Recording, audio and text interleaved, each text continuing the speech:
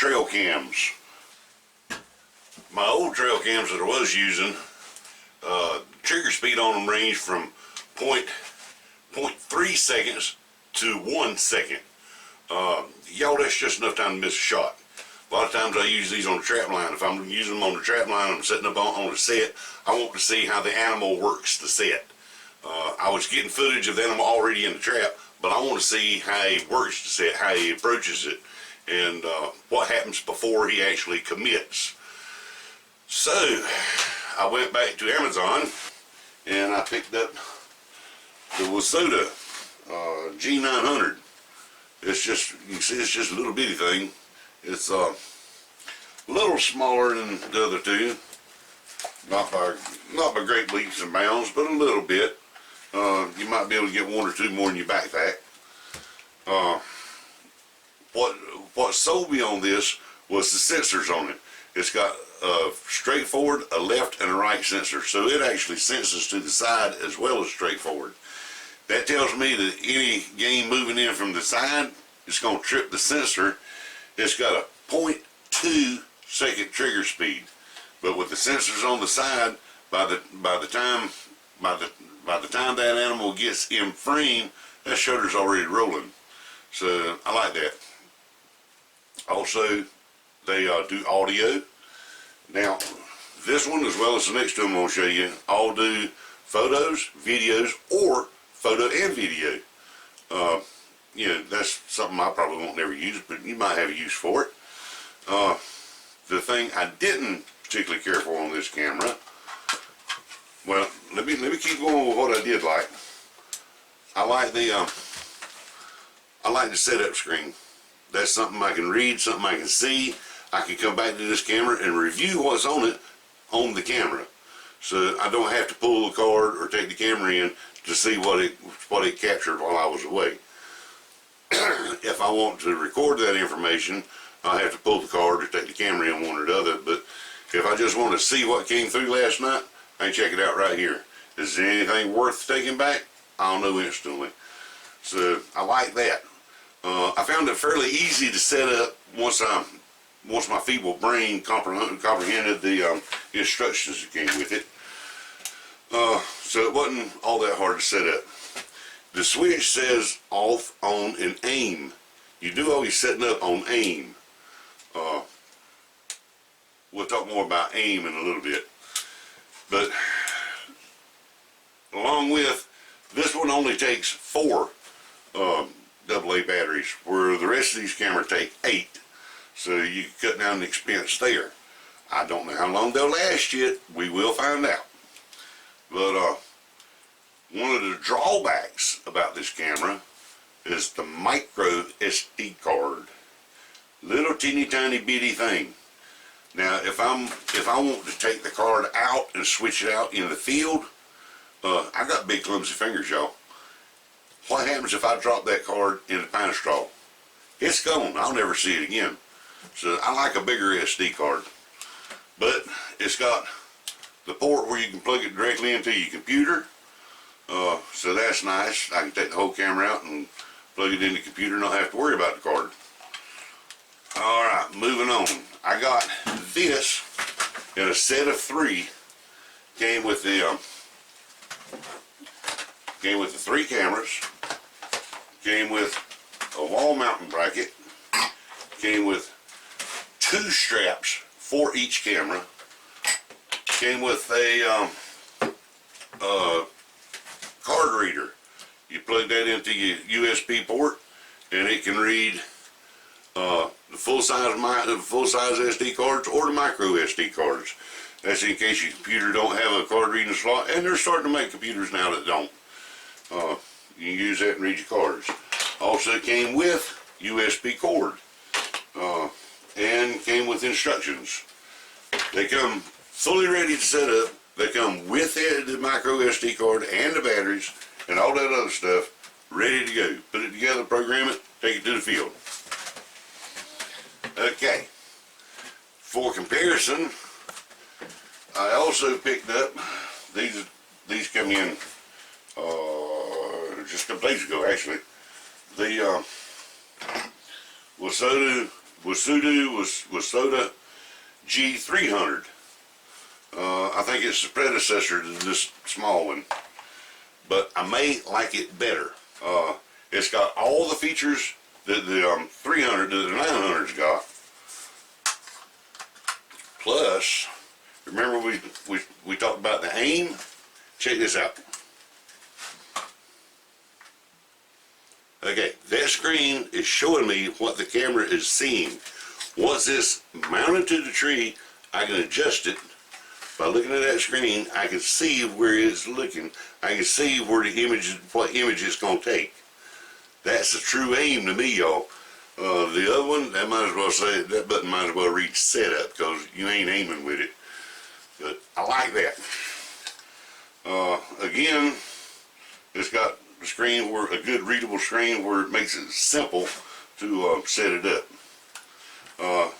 Press the eject button, battery tray pops out, loads your batteries, done deal. Full size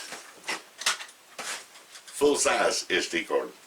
I do like that right there. These cameras, again, came with a mount that you can mount it to a wall or whatever.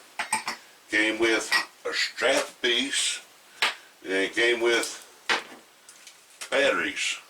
And look, them's Duracell batteries too, y'all. USB cable, SD card, instruction manual. Again, came with everything you need to set it up and go to the field. Now, pricing. Before we go any further, let me hit the price. Price for the G900 and the G300 was about the same, somewhere around 120 bucks plus tax. Okay, moving on. We got the Meidase game camera. Again, I like the side sensors. This one had a 0.1 second shutter speed.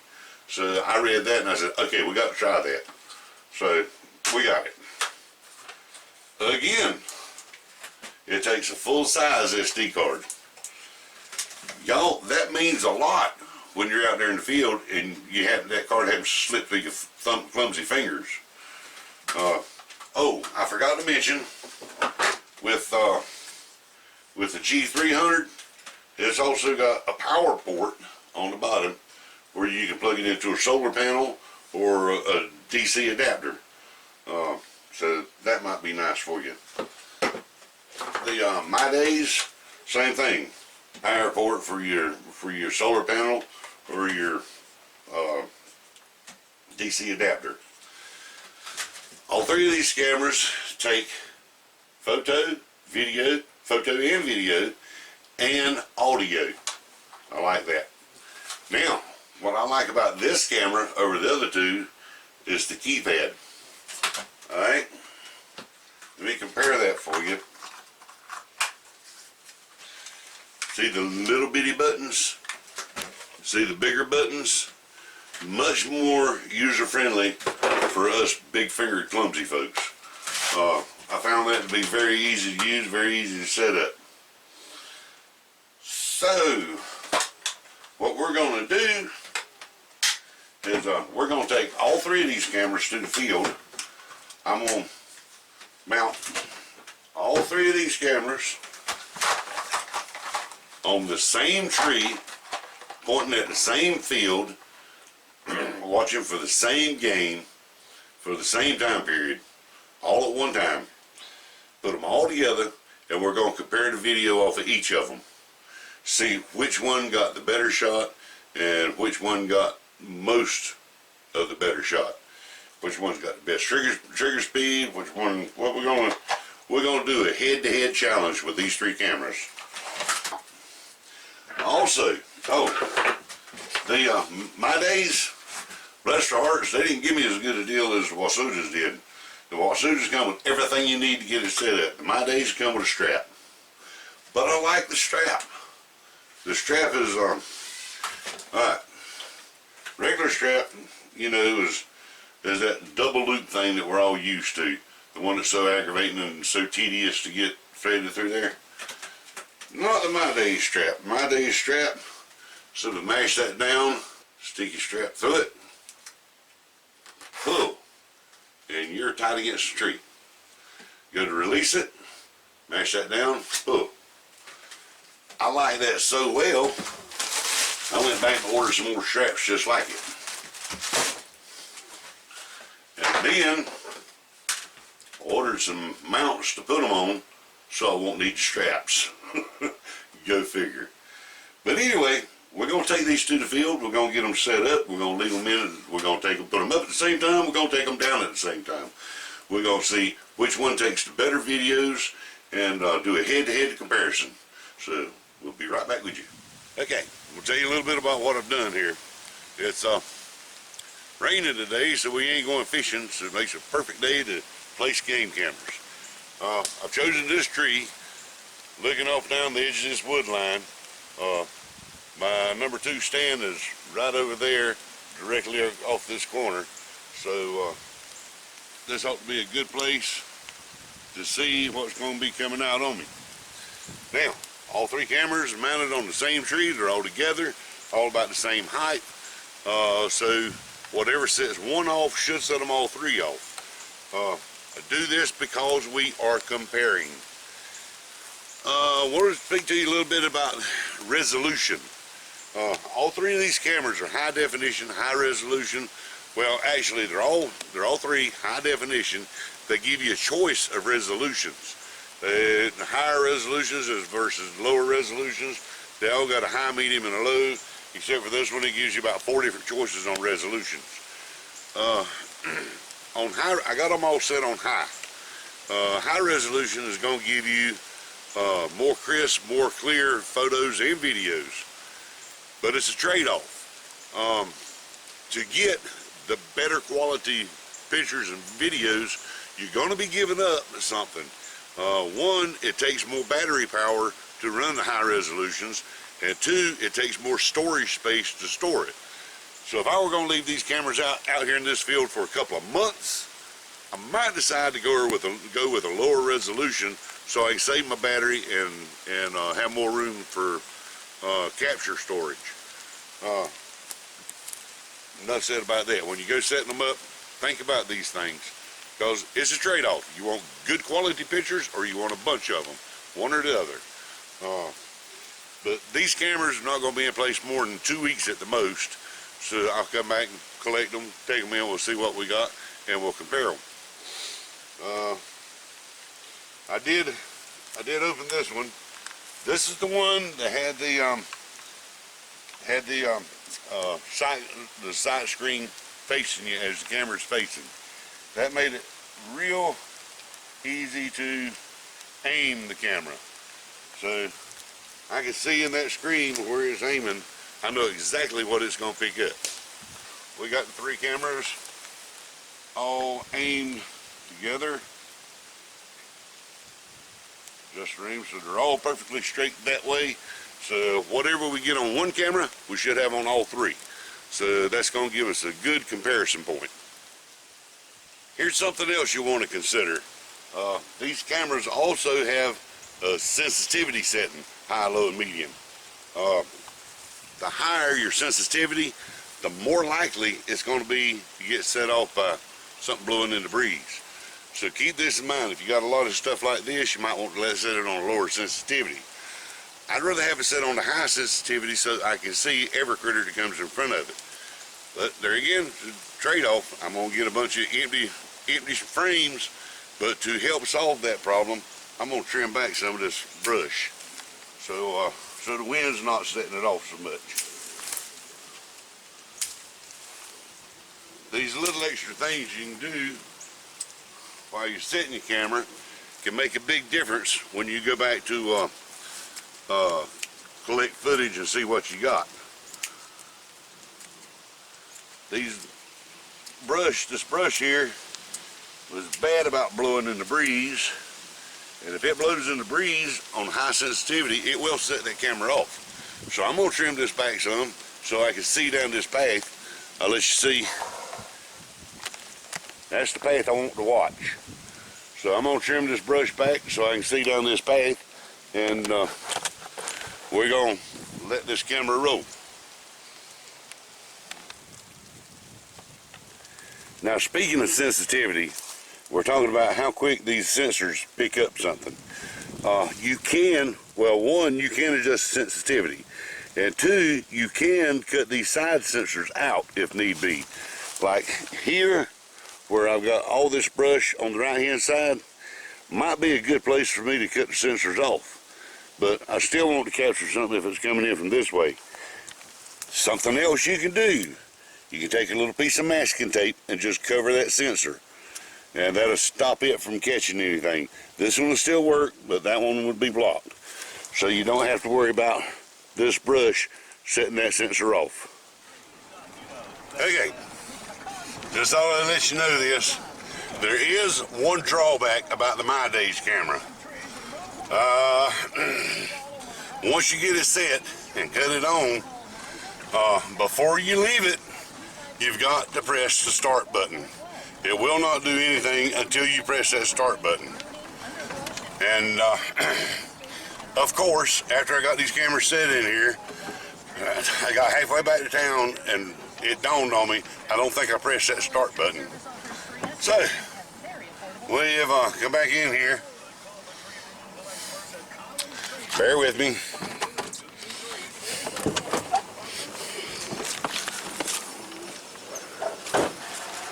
To the Meidase. Alright, just to be sure, we're going to cut it off. Get it on. And, okay. Photo, video, start. Got to do that, or else it will do nothing. So, it's ready to go.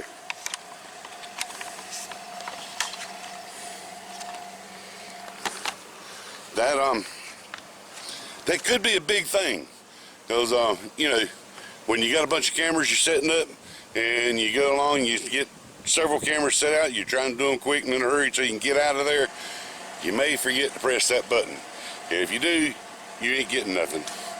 So I would have to put that on the con side.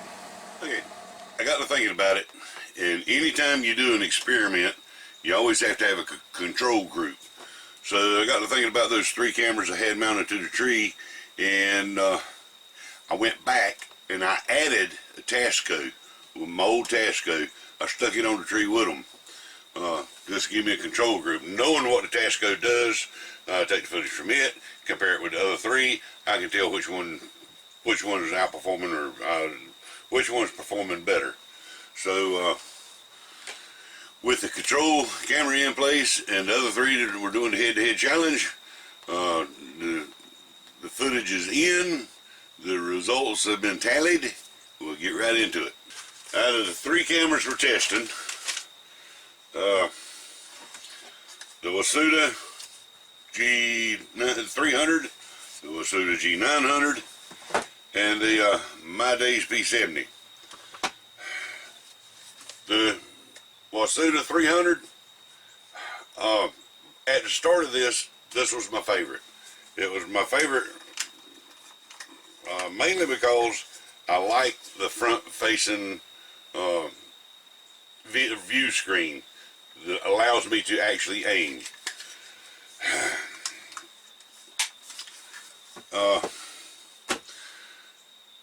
My least favorite when I started was this Meidase P70.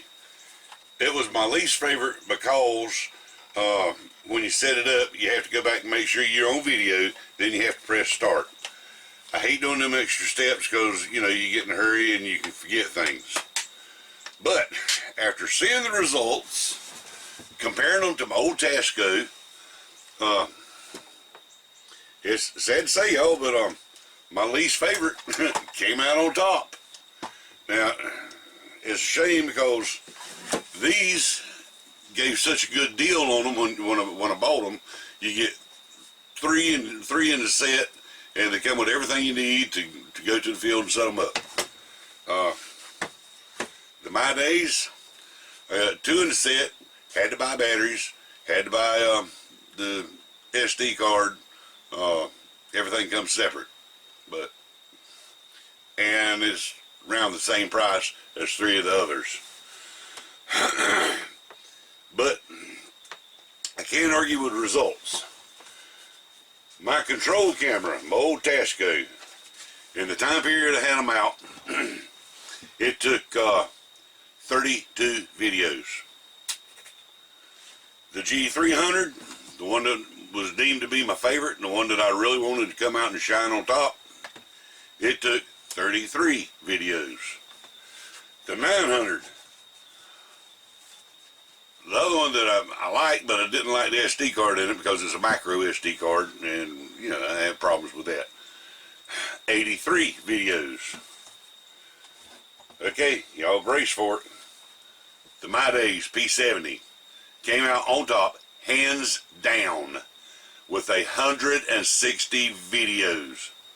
Now, in all these videos, this camera had no missed shots. Every video that this camera took had animals in front of it. Every one. There was something to see in every video. Might have been just a squirrel, but yes, this thing was set off by a squirrel. It's 5 foot up in a tree and a squirrel on the ground set it off. These two missed it. That's kind of important, because if especially in my line of business where I'm setting cameras in an attic to see what kind of critter's making noises, I want to see the critter making noises. So, hands down, the Meidase P70 came in on top there.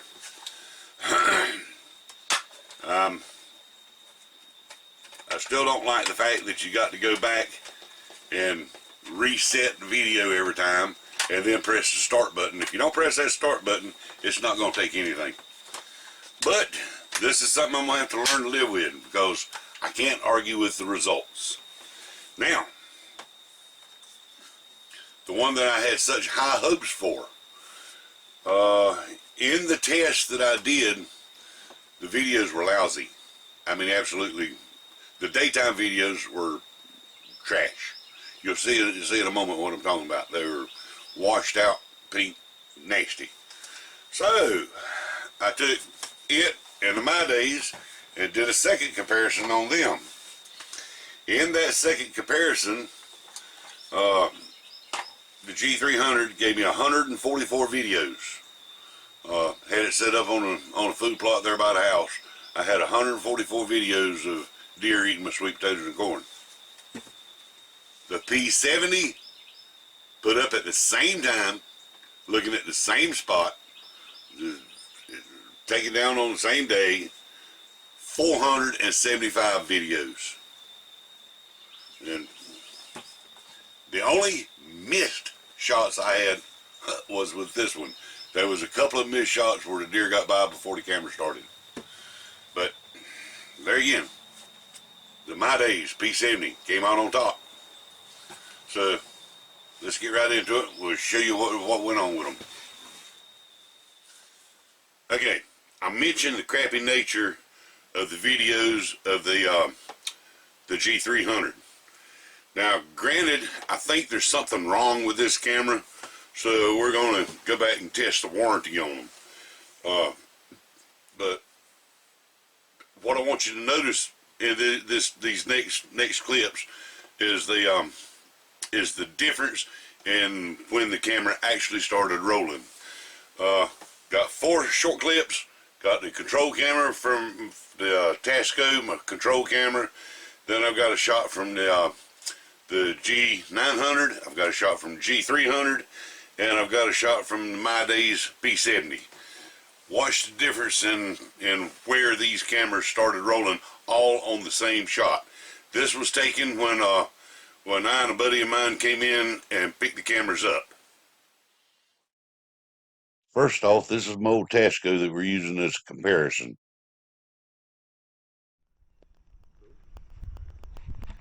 And now is the Wosoda G300. This is the one I think I'm going to like. If it'll perform like this one will, I will like it. Following that, the Wosoda G900. This is the one I think I'm going to like. If it'll perform like this one will, I will like it.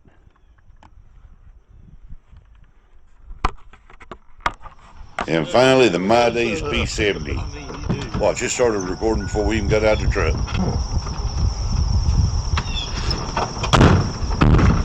My old camera got a picture of two bobcat out here. Oh. Mama and a kitten. Cool. Okay, Wosoda G300. Like you just saw, I had issues with that first one. The video quality was terrible. I really believe there's something wrong with that camera. It also gave me problems trying to load videos into the computer, but I wrote it off as there's something wrong with that camera. So I took another G300, set it up, and got some footage off of it, and found that it was difficult getting loaded in my computer. Maybe it's a software problem, maybe it's a programming problem, I don't know. But my other cameras work great with my computer, this one does not. That's kind of a deal breaker for me, because if it's not simple, I don't need it. But with the performance of the Meidase P70, oh, it's so outperformed even the good 300 camera, and even the 900, which is better than the 300. With that given extra performance, I don't think I'm going to worry about the problem of programming on these G300s. In fact, I've got more of the Meidase P70s ordered already. There should be on the way to us as we speak.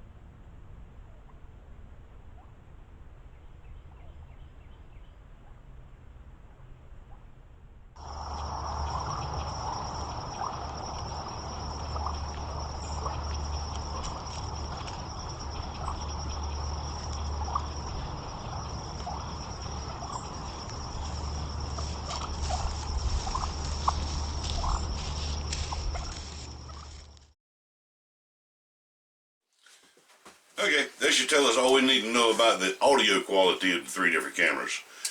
This next clip was taken with the Meidase camera, but I want you to notice when the deer steps into frame, and then when the infrared lights on the other cameras come on. You'll see that the Meidase P70 is already filming before the other three cameras even come on. Watch closely. Okay, the Meidase P70 is already recording when before the deer even steps into frame. And then the other three cameras just came on. Let's slow that down and look at it again. The P70 is already recording, and wait for it. Wait for it. 1, 2, 3. The other cameras just came on.